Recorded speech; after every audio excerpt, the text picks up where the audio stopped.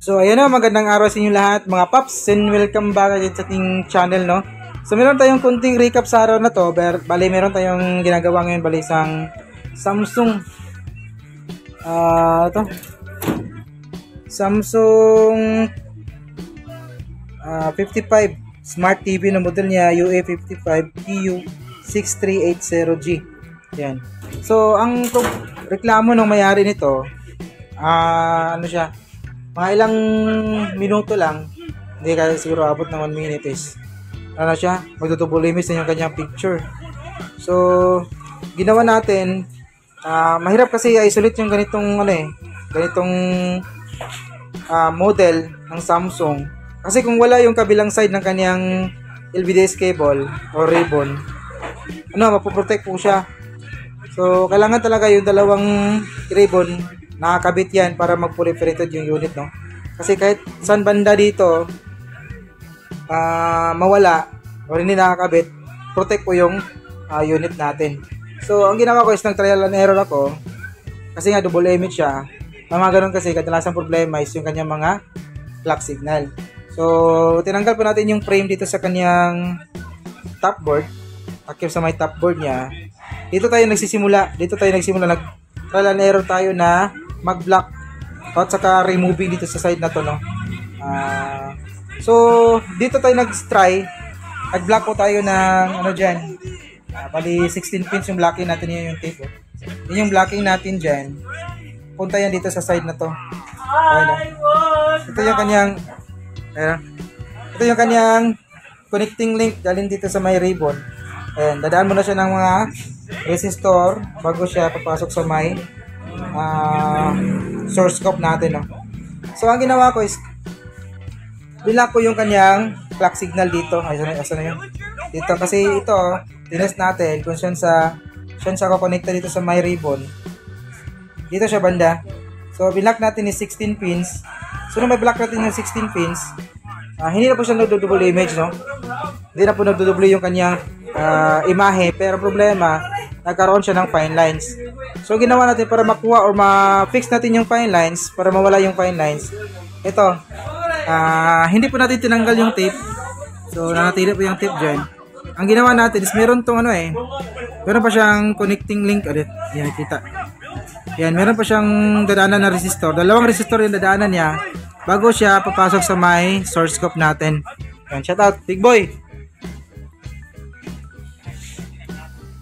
So, ang ginawa ko is isang resistor lang po yung tinanggal natin, no? Ayan.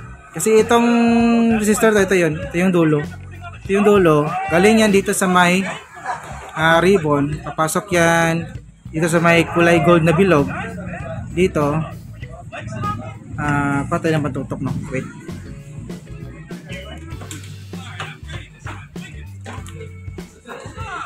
Ayan.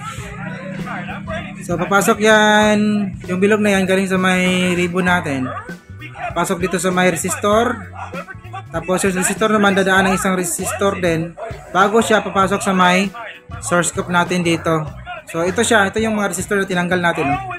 Ito yung 8 resistor yung tinanggal natin, kasi yung clock niya is 8 clock yung meron dito. HC1,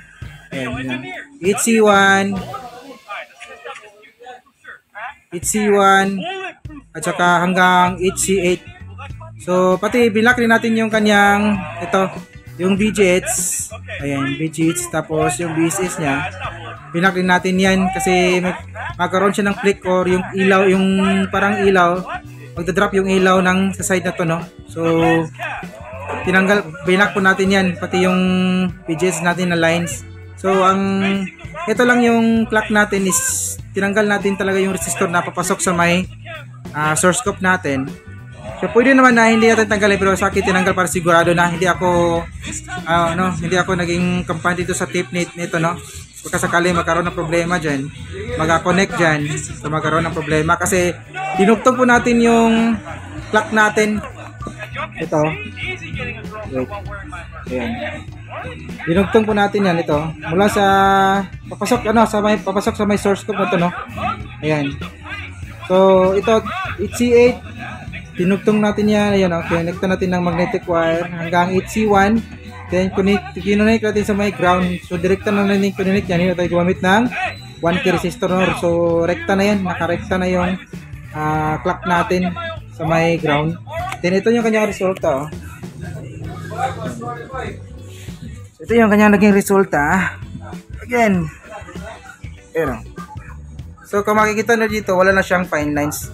Ayan, pinong-pino na po yung kanyang linearity. Ayan, bigat. Hindi ko kaya. So, wait. Angat natin ng konti. Ayan. So, ngayon, wala na tayong makikitang fine lines dyan. Pino na po yung kanyang linearity, oh. Kanina, naka-zoom pala tayo. Wait. Ayan. Naka-zoom in pala tayo, eh. Ayan. Ayan. Para klaro natin yung fine lines. So wala na po tayo makikitang fine lines yun, no? Pinong-pino na po yung kanyang screen. Ayan hanggang dito. Ayan. Wala lang double image, wala na rin yung fine lines niya. So smooth na po yung screen natin, no? Pero ano lang, yung backlight niya, nag-iiba na ng kulay yung backlight na, no? Kasi kung titingnan mo dito sa side na to, medyo bluish na yung bluish na po yung ilaw ng backlight. Medyo bluish na siya. Pero yung reklamo na mayari, yung double image. So, explain natin sa kanya kung paparepair din ba niya yung backlight. Kasi medyo malaki yung gastos nito eh. Kapag papalitan natin ng backlight, no? Hindi ko alam pisado kung ilang piraso to. Basta, gagastos talaga si mayari kapag papalitan to ng buong set. Kasi buong set yung palitan natin eh, hindi tayo mapalit ng piraso-piraso lang.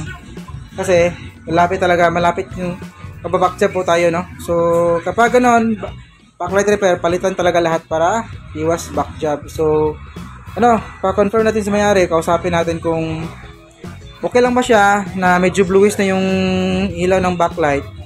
Kung papalitan ba, nasa sa kanya na yun, no? So, kung ano yung reklamo na mayari, yun muna tayo. Hindi muna tayo gagalawin yung backlight yan kasi hindi naman yan yung problema na mayari. Yung double image naman yung kanyang problema. Ayan. So, balikan nga natin dito. Ayun, smooth na yung yung bigat. Curve pala to. Yung unit natin is curve siya. Then, 55 inches. Medyo, old model ng Smart kaya mabigat. Pero, mga ganitong Samsung design, napakatibay nito. Aabot to ng mga 5 hanggang 10 taon, no? Di tulad ng mga bago ngayon, yung mga medyo maninipis na talaga at magagaan na mga Android TVs, napakadaling masira. Kapag nasira, pagkabilaan na, kadalasang Samsung ngayon, kabilaan yung sira, kaya hindi na siya nare-repair. So, bibili ka talaga ng bago, palit ka ng bagong screen. So, hanggang dito yung video natin mga paps, no? And sana kahit pa naman ako kayo ng disting ginawa ngayon. Make it beautiful as always, and this is your service Ryan Christy Tech. See you in our next video. Bye-bye.